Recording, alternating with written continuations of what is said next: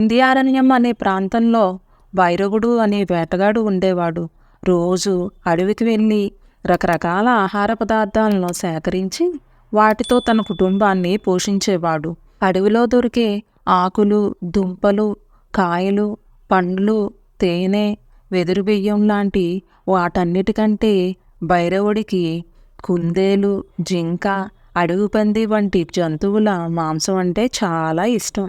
అయితే ఒకరోజు ఒక బలిసిన జింకను వేటాడి చంపిన భైరవుడు ఇంటిల్లిపాది ఆనందంగా విందు చేసుకోవచ్చుననే సంతోషంలో దాన్ని భుజం పైన వేసుకుని తన ఇంటిదారి పట్టాడు. అయితే ఆ అడవి మార్గంలో అతనికి అనుకోకుండా బాగా మదించి కూరలు ఉన్న అడవి పంది ఒకటి కనిపించింది. భైరవుడు తన భుజం మీద జింక శవాన్ని నేలపైకి దించి తన విల్లమ్మలు తీసుకుని పదునైన బాణంతో ఆ అడవి పంది రొమ్మును గాయపరిచాడు. అసలే కోపం, మొండితనం ఎక్కువగా ఉండే అడవి పంది గాయాన్ని లెక్క చేయకుండా వేగంగా పరిగెత్తుకొచ్చి భైరవుడి పొట్టను కూరలతో చీల్చి చెండాడి చంపివేసింది. తర్వాత గాయం బాధ ఎక్కువై అది కూడా చనిపోయింది. భైరవుడు అడవి పందుల తొక్కిసలాట్లో అటుగా వచ్చిన పాము కూడా చనిపోయింది. ఇది అంతా చూసిన ఒక నక్క అత్యాశకు గురై ఇలా అనుకుంది: ఈ మనిషి శవం 1 మాసం పాటు తినొచ్చు. జింక, పంది శవాలు మరో 2 నెలలు ఆహారంగా సరిపోతాయి. ఈ పాము తలను తీసేసి ఒక రోజంతా కడుపు నింపుకోవచ్చు.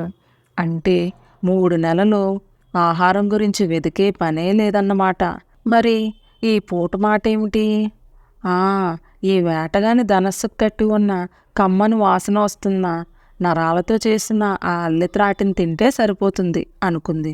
అనుకున్నదే తడువుగా నక్క వింటిని సమీపించి లాగి బిగించి ఉన్న దాని నరాలతో చేసిన అల్లెత్రాడును కొరికింది. అంతే, పదునైన ఆ వింటిదే కోపు దాని శరీరంలో గుచ్చుకుంది. బాధతో విలవిల్లాడుతూ తన దురాశకు చింతిస్తూ నక్క ప్రాణాలు విడిచింది.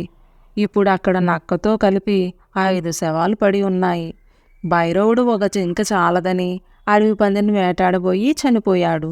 నక్క ఎలాంటి కష్టం లేకుండా 3 నెలల పాటు తిండి దొరికి కూడా పిసినారితనంతో వింటినారిని కొరికి తాను శవంగా మారింది.